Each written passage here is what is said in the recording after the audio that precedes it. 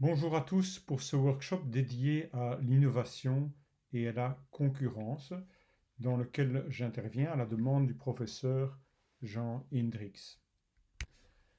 Nous sommes dans des circonstances assez spéciales, puisque au lieu d'avoir une présentation live, vous devrez, je dirais, me subir dans le cadre de cette petite vidéo que je vous ai préparée. Les situations sont tout à fait particulières. J'espère en tout premier lieu que vous-même et vos proches allez bien dans cette crise sanitaire de grande ampleur. L'exercice, comme je l'ai dit, est un exercice spécial. Le matériel que je vous ai préparé est d'une part une petite vidéo TEDx qui est consacrée à l'innovation que vous êtes censé avoir regardée avant d'écouter la présente vidéo. Et puis la vidéo, je dirais que j'ai tournée ici, qui vous donne un certain nombre de slides et de matériel qui permet de discuter de façon un peu plus élargie l'innovation. Alors l'innovation, c'est un concept qui est très chaud, certainement sur le marché aujourd'hui et encore plus dans le cadre de la crise que nous vivons. Comme vous le savez, crise veut aussi dire opportunité et très souvent quand même, quand on veut saisir des nouvelles opportunités, il convient d'être inventif et créatif et l'innovation peut jouer un rôle très important.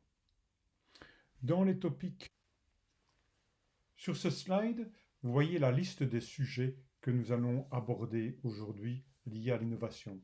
Tout d'abord, il y a la vidéo TEDx que vous avez déjà regardée. Ensuite, nous allons aborder une liste de questions inspirantes sur le thème de l'innovation. Puis nous définirons l'innovation de façon un peu plus précise. Nous allons parler du processus d'innovation. Nous verrons quels sont différents types d'innovation envisageables. Enfin, nous verrons comment l'innovation est liée à la concurrence et puis nous conclurons par quelques messages. Alors, avant d'aller plus loin, il est peut-être important de s'attaquer à une idée reçue que vous avez peut-être dans votre tête en ce moment. L'innovation est quelque chose de très actif dans notre monde aujourd'hui et pas le contraire. Lors d'une précédente conférence sur le thème de l'innovation, certains jeunes dans l'Assemblée ont posé la question de savoir qu'est-ce qu'il était encore possible d'inventer aujourd'hui. Monsieur le professeur, est-ce que tout n'a pas déjà été inventé au stade actuel? Et c'est donc important de dire que c'est tout le contraire qui est en train de se passer. Nous sommes dans une période où il y a une floraison de nouvelles innovations, de nouvelles créativités. Bien entendu, vous pouvez être impressionné par tout ce qui a été créé ces dernières années, et cela peut donner l'impression qu'il n'y a plus grand-chose à ajouter à cette liste d'innovations très impressionnante. Mais c'est en fait le contraire qui est en train de se passer. Le processus d'innovation s'accélère de plus en plus et pose d'ailleurs des questions qui ne sont pas toujours des questions très positives. On peut aussi avoir peur de l'innovation ou de certaines innovations. Il y a donc tout un débat autour du thème de l'innovation, et pour ceux que cela intéresse et qui seraient intéressés à en discuter plus avant avec moi, voilà mes coordonnées de contact. Il faut savoir que je suis également professeur de management invité à la faculté d'agronomie. Donc vous pouvez me contacter sur mon adresse UC Louvain, ou bien vous pouvez aussi me contacter via le site internet et qui s'appelle www.irisbook.com. Alors de mon côté, tout d'abord pour me présenter, j'ai une carrière, je dirais, d'entrepreneur, d'une part dans la société que j'ai créée, qui est la société Iris à Louvain-la-Neuve, dont on a parlé dans la petite vidéo TEDx, mais au-delà de ça, j'ai élargi mon horizon en étant notamment administrateur chez Peridesa. C'est un projet que j'ai suivi depuis le tout début, que j'ai suivi pendant 23 ans, administrateur chez Proximus, et également, je dirais, très récemment, j'ai passé 2 ans comme président du conseil et comme CEO dans la société liégeoise EVS, qui est une société de technologie. Ce qui est plus intéressant pour vous, le slide précédent reprenait mon parcours professionnel classique. Mais depuis que j'ai arrêté mes activités chez Iris il n'y a pas très longtemps, j'ai décidé de me lancer dans un parcours qui vise à revenir aux bases de l'entrepreneuriat et me concentrer sur l'entrepreneuriat, l'innovation et l'éducation. C'est dans ce cadre notamment que j'ai rejoint l'incubateur de Louvain-la-Neuve où, avec les autres coachs, nous aidons un certain nombre de jeunes entrepreneurs à démarrer leur société. L'idée, en fait, c'est d'accélérer le processus d'entrepreneuriat et d'innovation et d'aider les jeunes à démarrer plus vite leur activité et en prenant quelque part moins de risques. Nous suivons une petite quarantaine de projets et intéressant pour vous, c'est le petit graphe suivant qui explique un petit peu les différentes étapes de la création d'une nouvelle société. Et là, clairement, intervient le concept d'innovation parce que malgré tout, une nouvelle société, pour avoir plus de chances de réussir, elle doit être basée sur une idée et si possible une bonne idée et si possible une bonne idée qui est capable de réussir. Donc on fera tout la petite vidéo TEDx que vous avez déjà regardée. Alors voici quelques exemples de projets que nous suivons à l'incubateur. Donc je vous l'ai dit, mon nouveau focus, c'est l'entrepreneuriat, l'innovation et l'éducation. L'incubateur est un projet, mais j'ai également travaillé dans un fonds de capital risque qui finance les spin-offs universitaires. Et puis, ce qui est intéressant, qui peut être intéressant pour vous de savoir, c'est que j'ai écrit un livre sur le thème de l'entrepreneuriat qui s'appelle l'Iris Book et qui permet quelque part à des jeunes ou des moins jeunes entrepreneurs d'essayer de participer à l'expérience d'Iris et d'en tirer des leçons par rapport au développement de cette société pendant une période de 33 ans. D'autre part, j'écris aussi un certain nombre d'articles qui ont été publiés dans l'Écho et qui traitent tous d'aspects différents de l'entrepreneuriat. Et enfin, comme vous le savez déjà, je donne un cours de gestion des entreprises à l'UC Louvain. Alors, pourquoi est-ce que ce sujet m'intéresse énormément, le sujet de l'entrepreneuriat?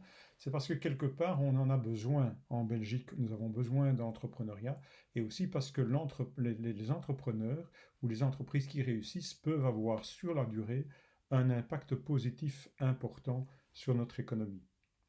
Donc quelque part, si on prend l'exemple d'Iris, sur une période de 30 ans, Iris, ça veut dire quand même 1,5 milliard de revenus qui ont été générés, 80 millions de profits opérationnels cumulés, mais plus intéressant encore, 1,8 million d'hommes-jours qui ont été prestés par les équipes d'Iris. Alors un homme-jour, c'est une unité, je dirais, assez classique en gestion de projet, c'est une personne pendant un jour, un Mende ou un homme-jour, c'est une personne pendant un jour, et 1,8 million, c'est quelque chose de tout à fait significatif en matière d'emploi.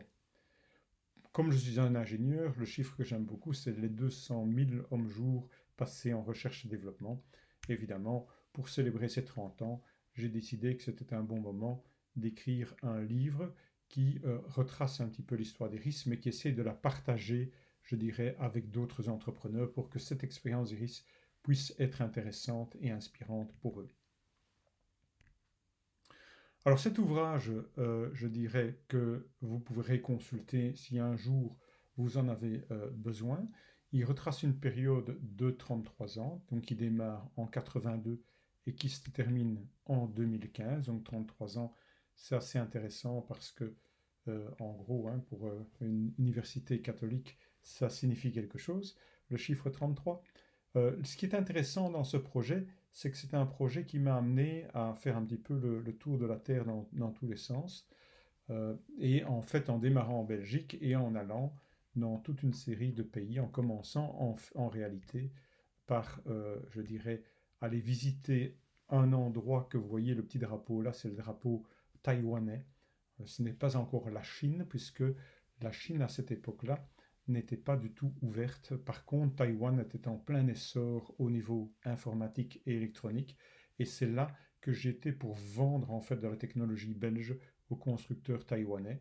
Et puis une fois que ça a été réalisé, j'ai essayé d'aller essentiellement faire des deals avec des sociétés très importantes aux États-Unis comme Hewlett-Packard, comme IBM, comme Adobe et d'autres sociétés de ce type-là aux États-Unis, de nouveau pour vendre la technologie belge à l'étranger. Et puis finalement, cette histoire a continué en retournant en Asie et en travaillant de façon très étroite avec des sociétés japonaises. D'ailleurs, la société Iris a été vendue, je dirais, en 2012 au groupe multinational Canon, qui est un groupe japonais, comme vous le savez bien. L'idée, c'était pas juste de raconter l'histoire d'Iris, mais surtout de se concentrer sur le processus d'entrepreneuriat. Et comme vous le savez, dans l'entrepreneuriat, il y a très souvent un processus d'innovation, et cette innovation dont nous allons parler aujourd'hui. Voilà, cet ouvrage est disponible sur Amazon, il est disponible sur le site internet dont j'ai parlé précédemment. Donc si un jour ça vous intéresse d'avoir une espèce de méga case studies qui parle d'une entreprise qui s'est fondée comme une spin-off et qui s'est développée comme un leader international, vous avez là-dedans un matériel qui est, je dirais, de qualité et qui a été préparé avec soin, qui peut éventuellement vous inspirer et vous apprendre un certain nombre de choses. Alors comme je l'ai dit, donc cet ouvrage se veut assez pédagogique, et c'est pour cette raison que j'ai structuré l'histoire d'Iris en 9 phases différentes qui montrent un petit peu le développement d'un projet depuis la phase où en fait la société n'existe pas, c'est-à-dire le pré-spin-off, jusqu'à la phase où finalement elle se développe tellement bien qu'on la met sur le marché boursier, donc on fait une introduction en bourse, et puis on développe ce projet pendant un certain temps. Et puis, très intéressant aussi, nous sommes en pleine crise, mais cet ouvrage explique comment la société Iris a été impactée de façon très importante par la crise financière en 2008 et quel a été l'impact sur nos plans et comment est-ce qu'on a mis en place une nouvelle stratégie pour en fait relancer la mécanique qui a été assez grippée par la crise financière. Donc voilà un petit peu l'idée pédagogique qui est derrière, c'est de prendre un cas bien précis, de le découper en phases, d'expliquer quels sont les enjeux et les challenges, et puis surtout d'essayer d'expliquer en quoi ce qui a été vécu par cette société peut inspirer. Tout cela traduit en chiffres, on voit que la petite spin-off Iris a démarré avec un chiffre d'affaires extrêmement petit pendant les premières années, puis a connu une croissance intéressante, une accélération très très importante quand il y a un changement de stratégie, notamment financière, puisque nous sommes allés chercher des capitaux sur le marché boursier, une réalisation d'une très forte croissance, et puis à partir de 2008, on arrive sur un plateau qui nécessite un changement de stratégie et notamment basé sur des partenariats avec des grands groupes. C'est intéressant aussi de voir, je dirais, dans ces différentes phases, la grande stabilité qu'il y a eu dans le management de cette société, avec une personne qui est restée à bord pendant toute la durée du développement de la société, donc qui représente 33 ans, et seulement, je dirais, 4 équipes de management différentes qui ont chaque fois une durée de l'ordre d'une petite dizaine d'années, je dirais.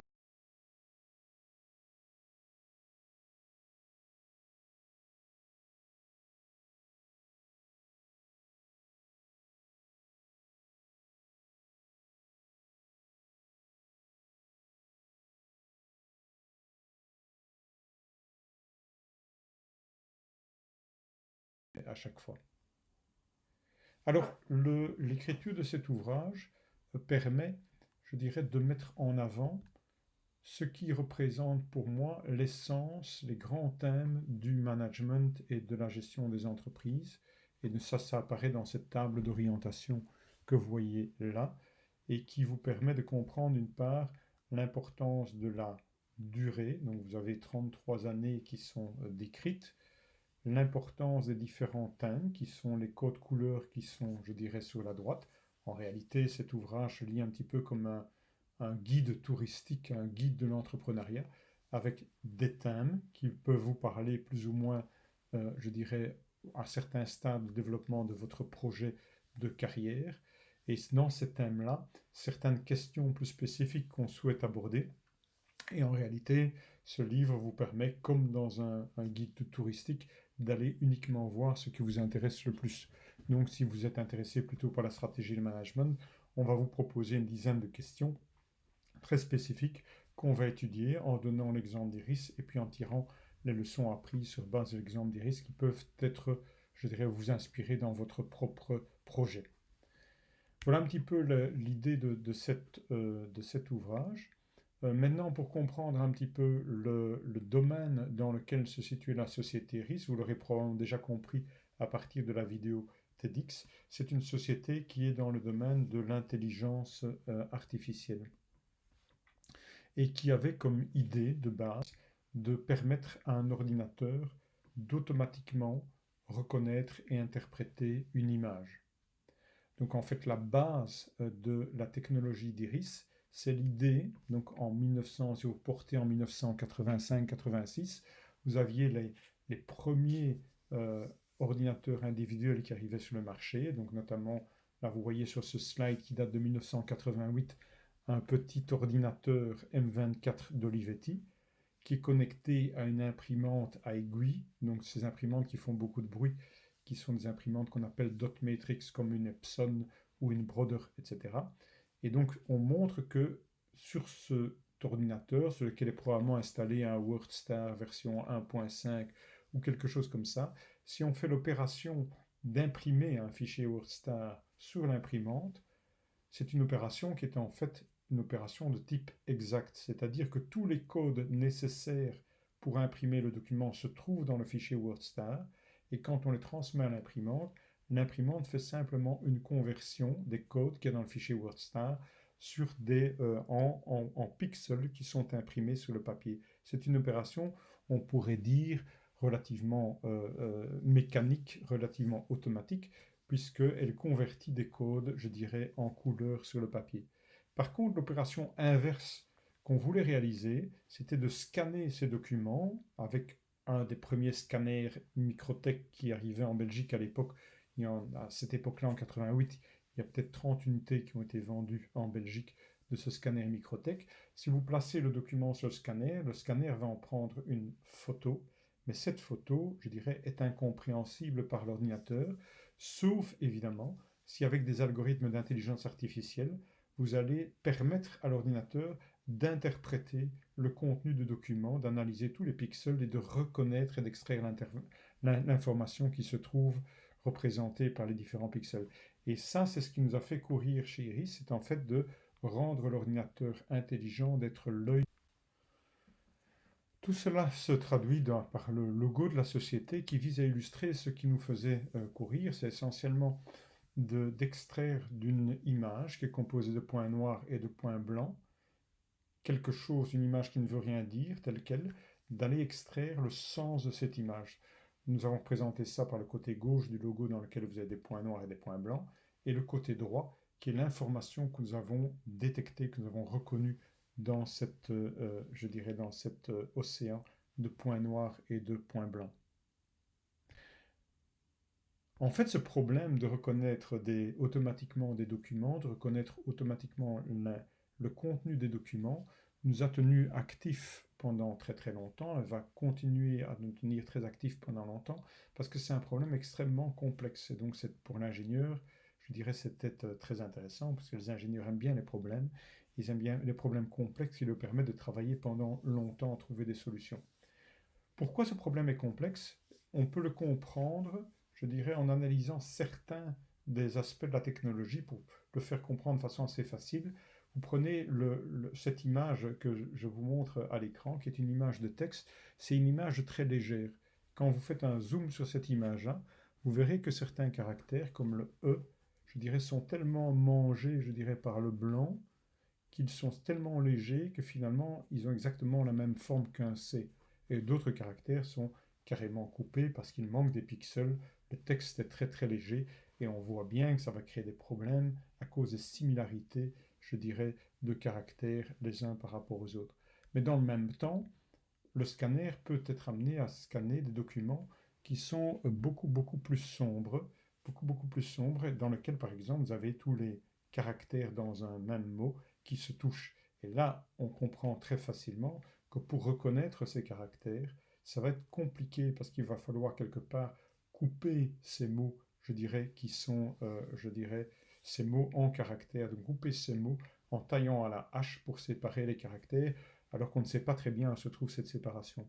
Donc d'une certaine façon, le fait qu'on cherche à développer une technologie qui est capable de tout lire, ça représente un problème extrêmement complexe parce qu'on peut avoir des caractères à la fois coupés, mais d'autre part touchés, des caractères déformés, différents types de polices qui sont mélangés. En plus de ça, les layouts et la configuration des documents changent tout le temps, et puis il va y avoir des cadres, des graphiques, etc. Ça représente énormément de possibilités. Et ce que nous voulons faire, c'est automatiquement reconnaître l'information qui se trouve sur le document. Évidemment, c'est un champ tout à fait rêvé pour expérimenter des technologies assez complexes, et c'est pour ça qu'Iris a joué, je dirais, des technologies d'imagerie, de linguistique, de réseaux neuronaux, des, des algorithmes très sophistiqués d'intelligence artificielle, et notamment, je dirais, des systèmes qu'on appelle à auto-apprentissage, qui sont très populaires maintenant, mais avec lesquels nous avons expérimenté, je dirais, il y a déjà bien longtemps. Évidemment, ce jeu de développer la technologie, c'est bien, mais parallèlement, il était très important de développer un projet, je dirais, à succès sur le plan commercial. Et là, Iris a eu beaucoup de chance, puisque si nous sommes un des survivants dans ce marché, ce n'est pas uniquement à cause de notre bonne technologie, mais c'est certainement parce que nous avons été capables de convaincre énormément de grands noms d'utiliser la technologie d'Iris dans leurs machines. Donc vous voyez des noms comme Hewlett-Packard, HP, qui a intégré la technologie d'Iris dans nombre de machines. Donc il n'y a pas que Canon qui a fait ça, il y a HP qui a fait ça précédemment. Et puis alors nous vendons également la technologie à Adobe, tout le monde connaît les produits d'Adobe. Et vous avez des produits qui sont vers le consommateur final, qui sont vendus un peu partout dans le monde, et aussi des produits qui sont vendus aux grandes entreprises pour réaliser des très très gros systèmes de gestion de documents. Au total, plus de 30 millions d'utilisateurs des technologies Iris dans le monde, ce qui est assez important, et quelque part, je dirais, marque le fait que Iris a réussi à être un survivant dans ce domaine. Ça nous amène, après ces éléments de contexte, à reparler très brièvement de la présentation TEDx que vous avez vue par ailleurs. Et ce que je vais faire, c'est que je vais passer très rapidement en revue les différents slides en vous donnant quelques messages clés qui vous rafraîchissent la mémoire par rapport à cette présentation. Donc, comme vous le savez, le TEDx est prévu pour essayer d'expliquer que le problème n'est pas d'être créatif. Il y a plein de créativité, mais il y a énormément de bonnes idées qui finalement ne serviront jamais à rien parce que ce sont des innovations ou c'est de la création, mais qui est unsuccessful ou unexploited, donc qui n'a pas été exploité, qui n'est pas successful. Et ce qui est quand même vachement intéressant, qui est quand même très très utile, c'est quand on est créatif et qu'on essaie de créer de la valeur avec sa créativité. D'où le TEDx qui est consacré à l'innovation successful, à la grande idée, mais qui finalement va servir à quelque chose, va servir aux autres, va servir à la société, va servir, je dirais, des nouveaux besoins sur le marché. Et donc on explique évidemment un petit peu l'histoire d'Iris, vous avez connu ça.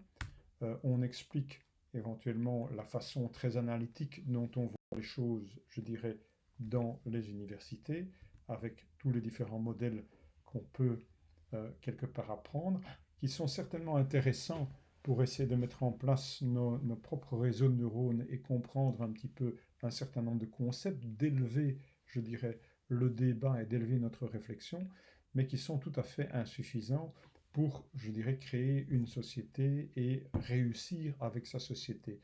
Il manque évidemment, il faut beaucoup plus que simplement de la théorie, il faut évidemment une pratique qui est bien comprise. D'où les deux slogans de type américain que je vous ai montré dans la TEDx. Le premier, être à la bonne place au bon moment. Et le second qui est, bon, la chance, c'est quelque chose d'important dans la vie, certainement.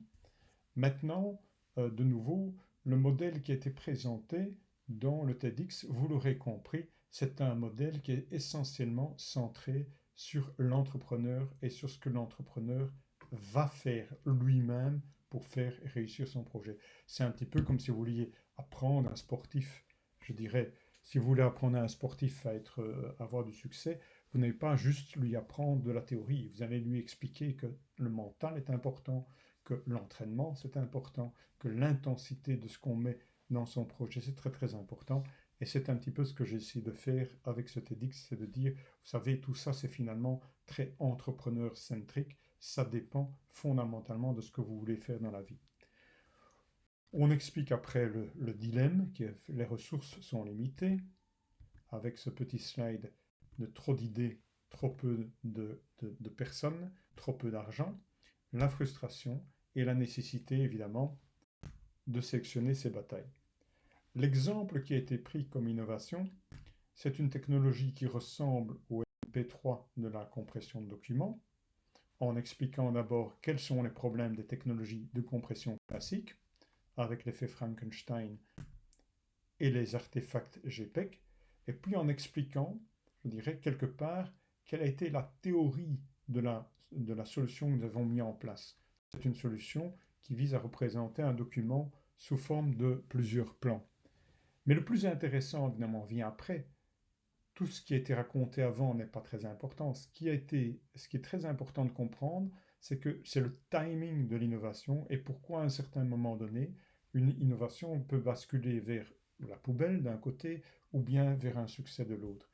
Et dans le cas de la technologie IHQC, ce qui s'est passé, c'est que d'une part, il y a eu des éléments nouveaux dans l'environnement régulatoire autour de cette innovation.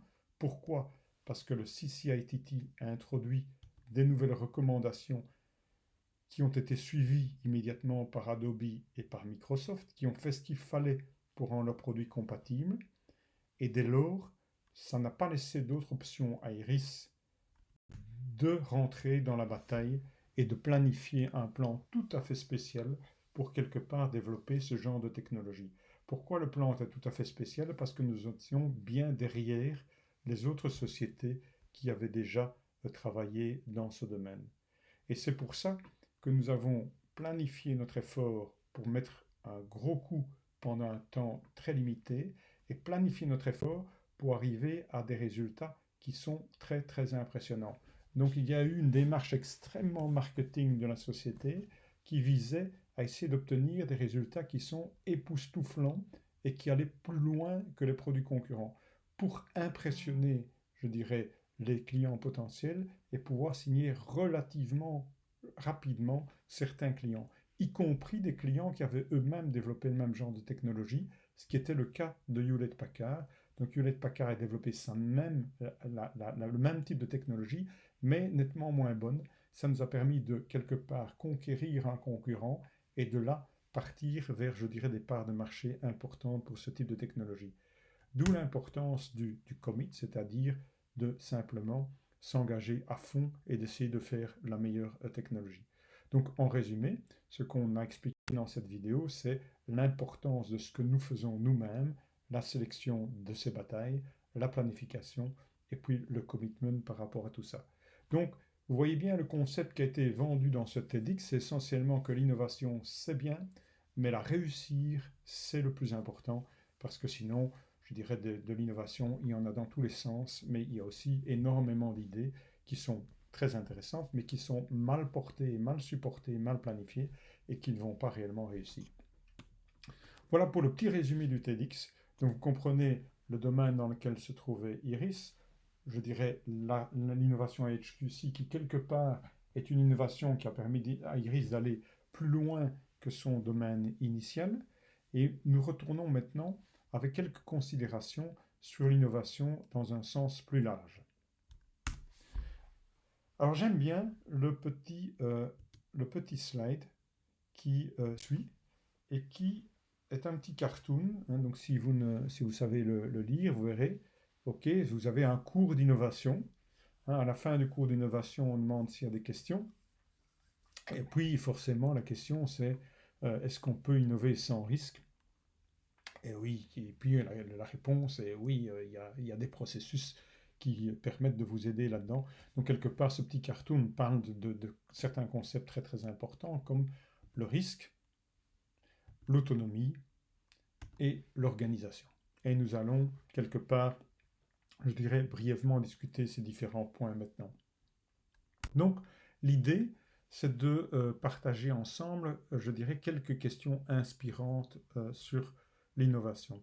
Alors, ce que j'ai fait, je vous ai simplement listé, je dirais, un certain nombre de ces questions inspirantes, et vous verrez, si vous regardez ça, que, en fait, l'innovation est un thème assez extraordinaire, parce que vous pouvez organiser une multitude de séminaires sur le sujet et attaquer le sujet de l'innovation suivant des angles tout à fait différents. Je vais me contenter de lister quelques questions qu'on peut avoir là derrière. Qu'est-ce que c'est qu'une innovation?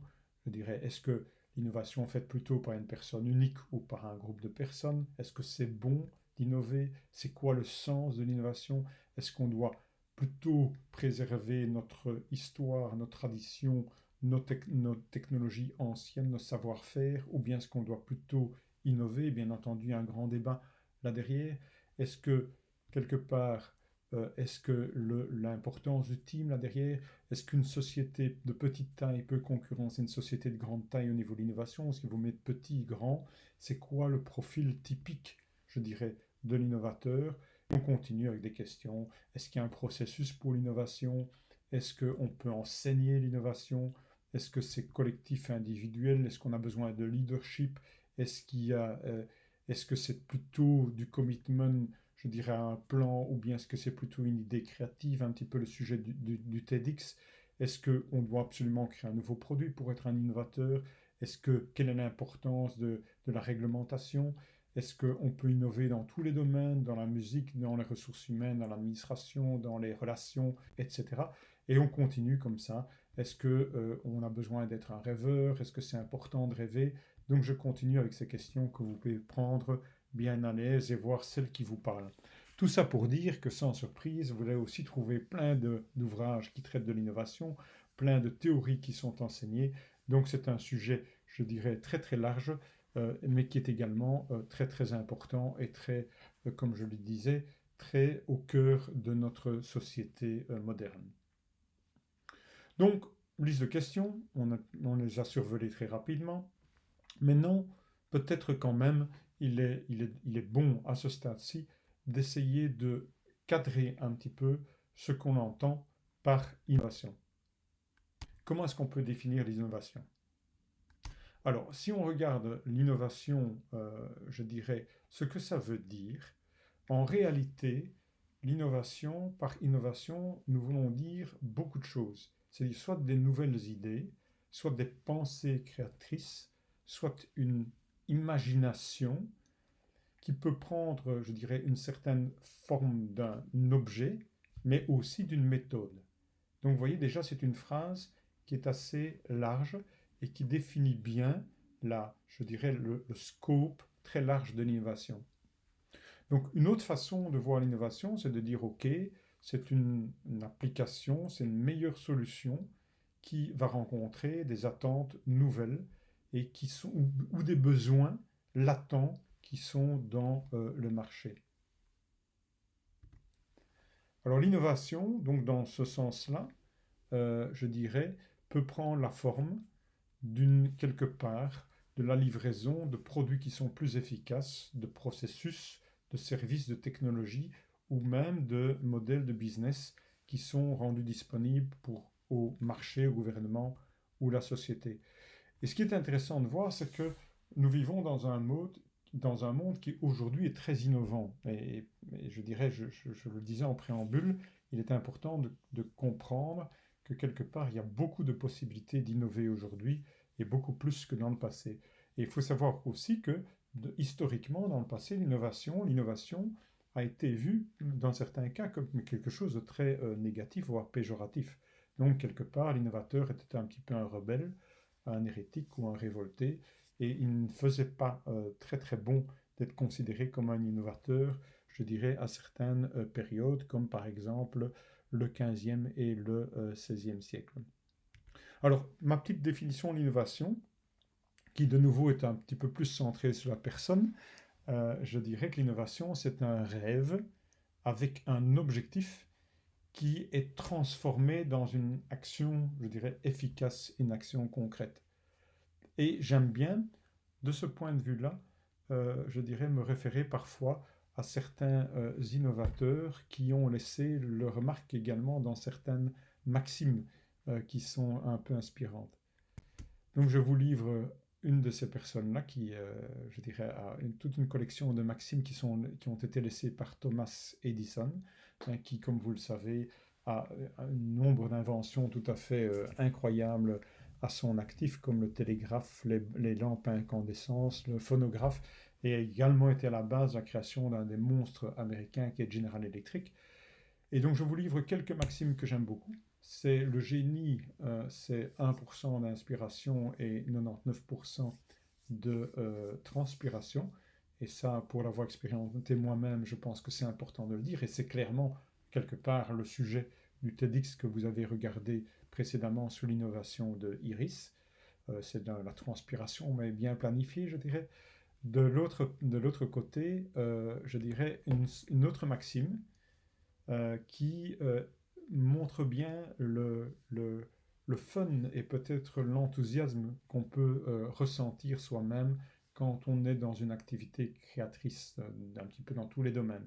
Il y a un côté fun là derrière, un côté réalisation de soi et imagination. Je pense que ça fait du bien ou ça rend assez content de pouvoir innover, de pouvoir être créatif, de faire quelque chose pour la première fois. L'autre maxime qui est intéressante également, c'est concernant la difficulté aussi d'innover et le fait que malheureusement beaucoup d'idées semblent bonnes jusqu'à ce qu'on se rende compte qu'elles sont en fait très mauvaises. Et donc il faut constamment remettre l'ouvrage sur le métier. Enfin, la dernière, ce qui me parle beaucoup, puisque c'est vraiment quelque chose qui est lié à mon ADN. C'est bien d'avoir une idée, mais encore faut-il que cette idée soit utile à quelque chose. Et donc j'aime beaucoup la maxime "The value of an idea lies in the using of it". Et donc je vous livre de nouveau une petite maxime sur l'innovation. L'innovation est une activité créatrice qui produit des résultats. Dans le meilleur des cas, il vous apporte quand même beaucoup de plaisir et vous rend fier et, je dirais, développe des valeurs positives pour les autres. Dans l'ouvrage que j'ai rédigé, il y a un chapitre 4 qui est en fait spécifiquement dédié à l'innovation. Et ce chapitre, évidemment, son scope est relativement limité. Il ne peut pas parler de l'innovation tous azimuts, comme on en a parlé, des business models dans tous les domaines, que ce soit dans la musique, dans la science, dans la technologie, etc. Par contre, il est très intéressant parce qu'il montre que même dans une société qui est dans un secteur particulier, comme le secteur, je dirais, dans lequel se trouve Actif Iris, on voit déjà un panel d'innovations qui peuvent être très très différentes. Et donc en fait, l'objectif de ce chapitre était d'expliquer que dans l'histoire d'Iris, qui visait à devenir un leader international au niveau innovation, plusieurs types d'innovations ont été mis en place. Le premier type, c'est en fait donner un exemple d'une technologie de base dans lequel Iris a été très innovant, par exemple en introduisant la technologie d'auto-apprentissage dans la reconnaissance de caractère omnifonde. Et ça, c'est une innovation sur technologie de base, Innovation on Core Technology. Ensuite, la seconde type d'innovation, c'était d'introduire le stylo lecteur Iris Pen, qui a été un peu considéré comme le crayon magique d'Iris en 1994. Et ça, c'est une innovation sur un concept de produit entièrement nouveau. Il n'y avait aucun produit, je dirais, de ce type qui existait sur le marché. Donc, c'est une Innovation on Product Concept. Ensuite, autre innovation, vous avez cette fameuse technologie de compression à HQC. Je ne vais pas revenir sur cette technologie puisque vous l'avez découvert d'une certaine façon dans le TEDx que vous avez regardé. Mais comment la catégoriser? C'est une innovation adjacent to core technology. Pourquoi cette technologie était super intéressante pour Iris? C'est qu'en fait, elle se combine et se marie super bien avec la technologie OCR. Donc c'est vraiment la stratégie de dire, ok, j'ai développé quelque chose, je développe quelque chose à côté, mais les deux peuvent, je dirais, se combiner et ont un sens, je dirais, commun. Ensuite, vous avez un autre type d'innovation technologique qui est décrite dans la plateforme Iris Extract qui a été développé par Iris. Et en fait, il s'agit d'une plateforme. Vous avez beaucoup entendu parler de plateforme Internet, plateforme de commerce électronique, etc. Iris Extract est une plateforme. Et en fait, l'innovation dans cette plateforme a été d'en faire une plateforme qui était beaucoup plus facilement utilisable par les clients que les plateformes concurrentes. Donc en fait, l'innovation dans ce cas-là, c'est une innovation that reduces the total cost of ownership. Donc le coût de mise en œuvre, la facilité de mise en œuvre est tellement améliorée que c'est une innovation qui permet de passer devant les autres solutions concurrentes. Et enfin, la dernière innovation qui est présentée, qui a été réalisée par Iris, c'est le développement d'un module d'advanced scanning qui a été plugué dans une solution qui s'appelle Uniflow. Et de façon simple, en fait, c'est l'idée de combiner différentes solutions adjacentes pour créer une solution, je dirais, plus complète, plus intéressante et virtuellement qui n'a pas de concurrence sur le marché. Donc vous voyez déjà dans ce domaine-là des choses qui sont sur la technologie cœur, sur le concept même du produit, sur le fait qu'on développe des choses en parallèle et qui peuvent se combiner au niveau technologique, sur le fait qu'on essaye de réduire le coût pour le client de façon dramatique, et enfin de combiner des forces pour créer des valeurs tout à fait nouvelles.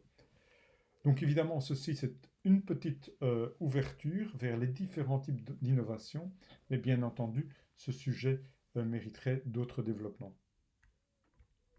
Arrivons maintenant avec le sujet du processus d'innovation. Et à ce sujet, j'aime bien remontrer en fait le petit cartoon que je vous ai déjà montré précédemment. Vous voyez ce petit cartoon avec le processus d'innovation qui est évoqué. Et donc on pourrait dire en fait, mais finalement, est-ce qu'il existe vraiment un processus pour l'innovation? Est-ce qu'il y a un processus pour l'innovation? Alors là, de façon un petit peu amusante ou caricaturale, je voudrais vous dire que des processus d'innovation, vous allez en trouver à l'appel, je dis si vous faites un petit peu de recherche sur Internet et si vous recherchez un peu la littérature, et je peux vous montrer par exemple quelques exemples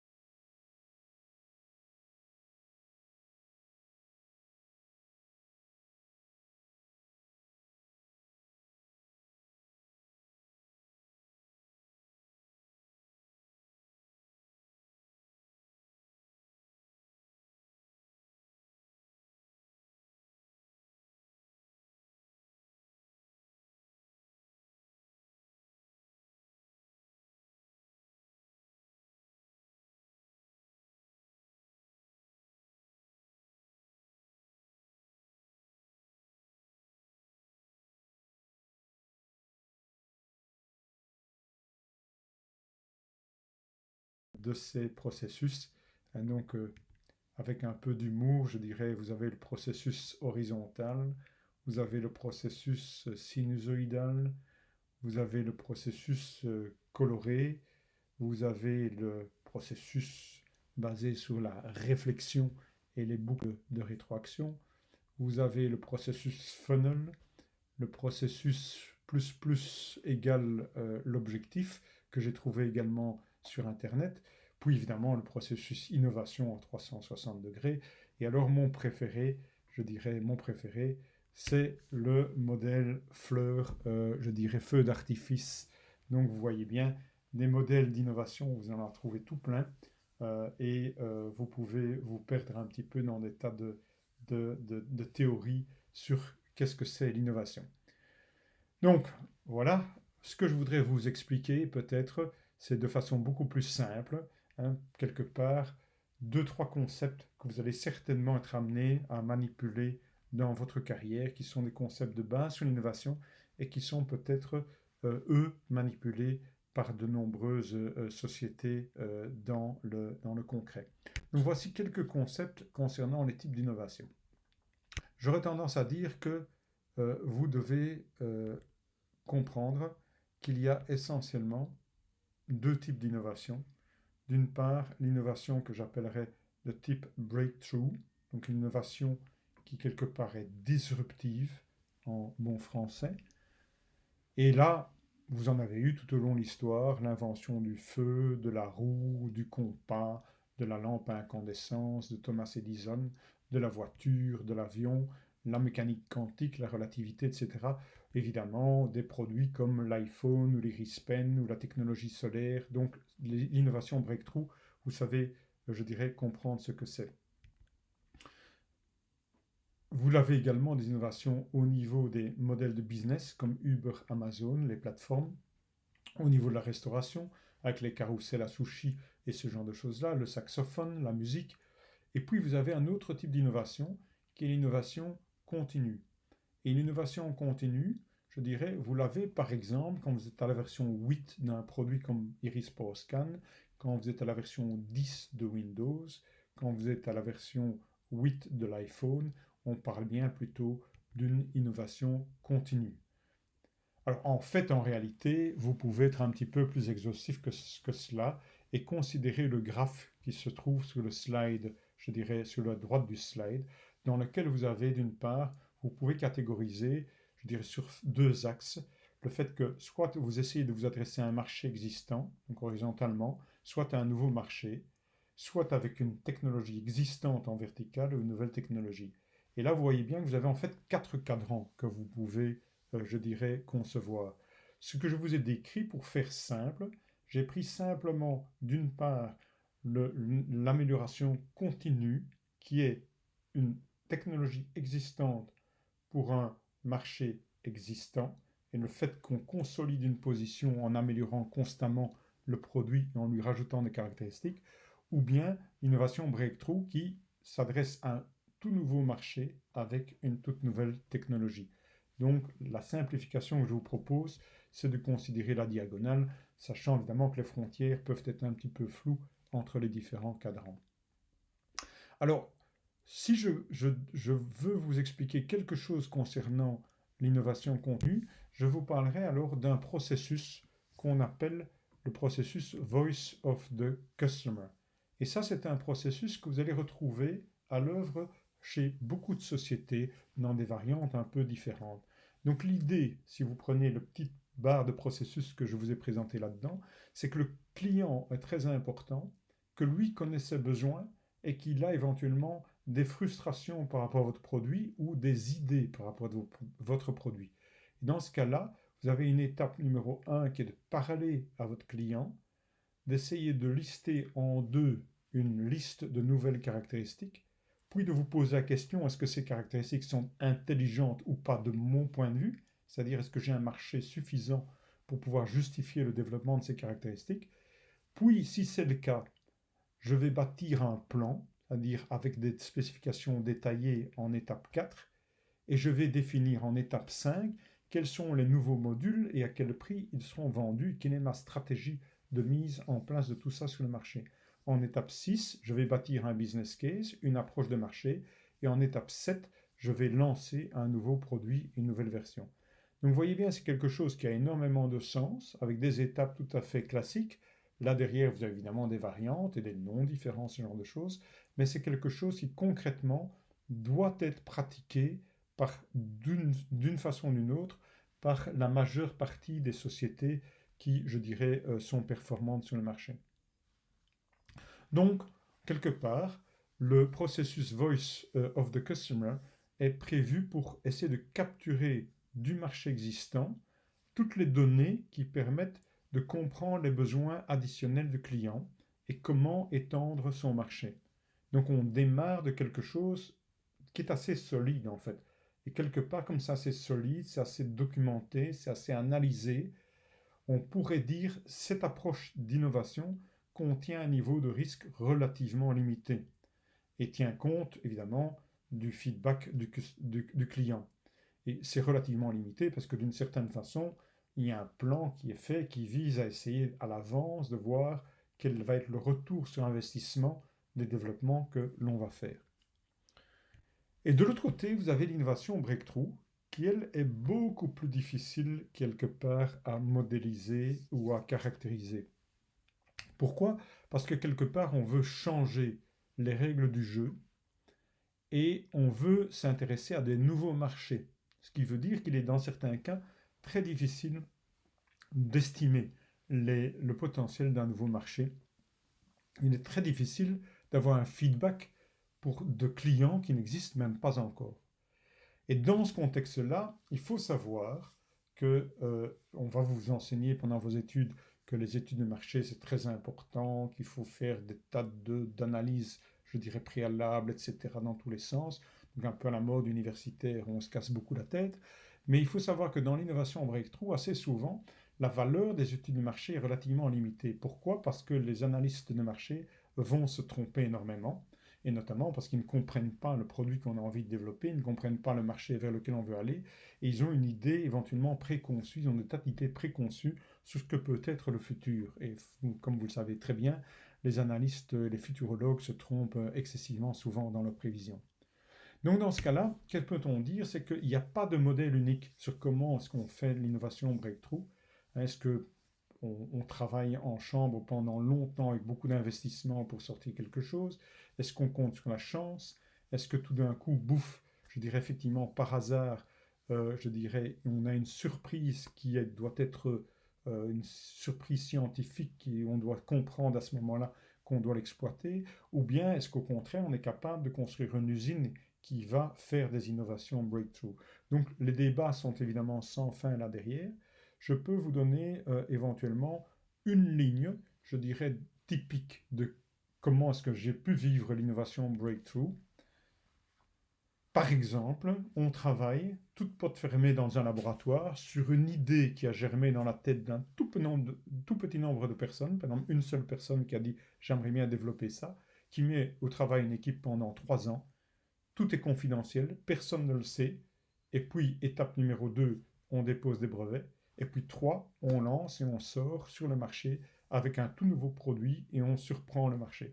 Et puis là, bon, soit on se plante lamentablement, soit ça marche et on a réussi. C'est par exemple ce qu'on a fait dans le développement de l'Irispen. Donc l'Irispen a été conçu sur base d'une idée que peut-être bien il y avait un marché pour ce genre de produit, mais quelque part il était impossible de vraiment faire un vrai assessment de ce marché et il n'y a eu aucune étude de marché qui a été réalisée avant le développement de ce produit.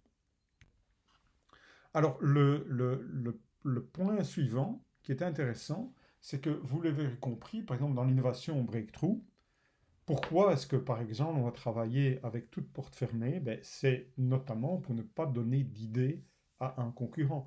Pourquoi est-ce qu'on va déposer un brevet avant de lancer le nouveau produit? Donc avant de lancer à HQC, un brevet a été déposé par la société Iris. Pourquoi? Parce qu'on veut se protéger. Se protéger de qui? Se protéger des concurrents. Et donc quelque part, pour comprendre en 2 mots ce concept de concurrent, il faut comprendre que quelque part, l'innovation est liée au concept ce qu'on appelle un UVP, la Unique Value Proposition de la société, qu'on essaye d'être unique sur le marché et différent des autres. Différent de qui? Différent des concurrents. Pourquoi est-ce qu'on essaye de faire ça? Parce que on sait que quelque part, quand on lance une innovation sur le marché, il y aura un temps de vie du produit qui va être limité dans le temps. Au début, les ventes vont se développer assez rapidement, et puis à un moment donné, je dirais, quelque part, la pression concurrentielle ou la saturation du marché vont faire que finalement le revenu va diminuer. Et cette innovation sera nécessaire pour quelque part continuer à se différencier des concurrents et relancer la machine. La première courbe montre évidemment cette diminution du chiffre d'affaires au cours du temps. Et évidemment, un des phénomènes là derrière, c'est que normalement, vous allez voir la valeur financière de votre produit qui va diminuer au cours du temps. Les prix vont, je dirais, être érodés au cours du temps, et notamment en fonction de la situation concurrentielle qui va se développer. D'où la deuxième courbe, où vous voyez quelque part votre prix par unité qui va diminuer. Si la concurrence C1 est forte, le prix va diminuer plus rapidement. Si la concurrence C2 est moins forte, le prix va diminuer moins rapidement. Donc d'une certaine façon, ces deux courbes-là permettent de comprendre qu'il y a bien entendu un lien, je dirais, fort entre innovation. Donc quelque part, ceci pour introduire le fait que l'innovation veut dire concurrence. Mais de façon très intéressante également, l'innovation est aussi liée à la coopération. Si on revient au cas d'Iris, Iris est un bon exemple pour montrer qu'un innovateur n'est jamais seul sur son marché. En fait, quand la société a été créée, il y avait 50 sociétés OCR Omnifonds qui se sont créées à peu près, je dirais, à la même période et qui voulaient entrer dans ce marché pour lequel on savait qu'il n'y avait place que pour 3 survivants. Et ça, c'était notre cas d'un domaine très technologique. Mais si vous prenez le domaine de la musique, par exemple, vous avez d'excellents musiciens, vous avez pléthore d'excellents musiciens, de gens qui savent jouer du rock, qui savent chanter comme des dieux, etc. Mais vous aurez très peu de groupes qui atteindront le statut de rockstar international. Et même si vous allez dans le domaine de la philanthropie, vous aurez de la concurrence également et de la place pour un nombre limité d'acteurs dans un certain territoire et dans un certain domaine. Donc on pourrait dire d'une certaine façon que l'innovation ressemble un petit peu à une partie d'un processus d'évolution darwiniste et que quelque part on peut jouer soit en attaque en étant très créatif, soit également en défense en déposant des brevets pour empêcher d'autres sociétés de rentrer dans votre domaine. Ça c'est pour l'aspect compétition. Pour l'aspect collaboration, il faut savoir que la collaboration est essentielle si vous voulez arriver à une innovation réussie. Par exemple, si vous voulez développer une nouvelle technologie, un nouveau produit, un nouveau service, vous aurez besoin d'une équipe qui devrait être bonne, ou que ce soit au niveau de la recherche et développement, le commercial, l'administration, le financement de la recherche. Donc, construire l'équipe, je dirais, qui peut faire le job et qui peut amener l'innovation à son succès, c'est très très important. Et là, on parle bien de collaboration entre personnes. Si vous devez faire du change management, transformer votre société, vous devez changer l'ADN de votre société, vous n'allez pas le faire tout seul. Vous avez besoin de la collaboration, je dirais, de gens, de conseillers, d'assistants, de vos équipes. Si vous voulez entrer dans un nouveau marché que vous ne connaissez pas, vous aurez besoin évidemment d'avoir des partenaires qui vont vous aider dans votre quête et dans votre développement. Si vous avez une nouvelle idée et que vous avez un prototype d'un nouveau produit, que vous le présentez à une audience sélectionnée pour avoir leur feedback, ça veut bien dire que vous n'êtes pas tout seul et que vous travaillez avec les gens pour essayer d'avoir, je dirais, leur avis et de comprendre dans quelle mesure ils peuvent vous aider à mettre la bonne innovation sur le marché. Et bien entendu, si vous devez accélérer la vitesse de développement de votre société, vous ne pouvez en général pas le faire tout seul et vous avez besoin des autres.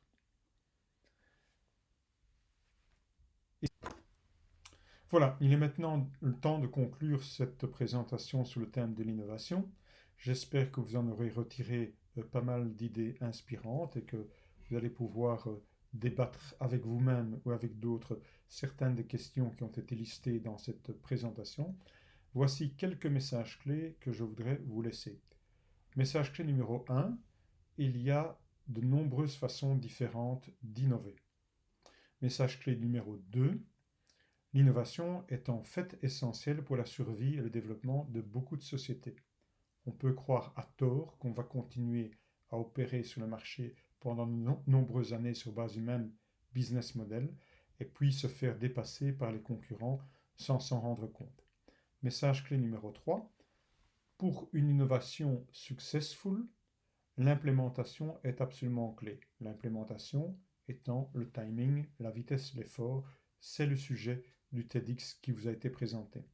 Message clé numéro 4, l'innovation peut poser beaucoup de questions, des questions dérangeantes et des questions éthiques. C'est une des raisons pour lesquelles c'est un topic très chaud pour les débats. L'intelligence artificielle peut être une très bonne chose dans certains domaines et peut être un très grand danger dans d'autres domaines.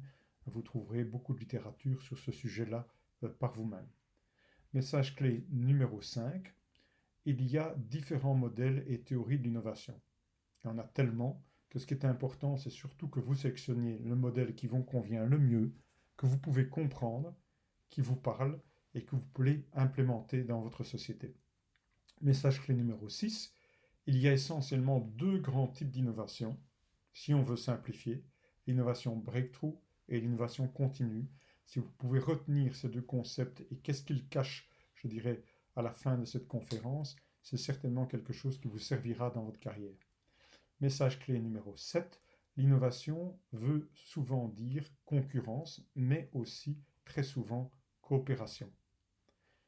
Nous sommes à la fin de cette présentation. Merci pour votre attention et j'espère vous avoir été utile, je dirais, dans vos réflexions.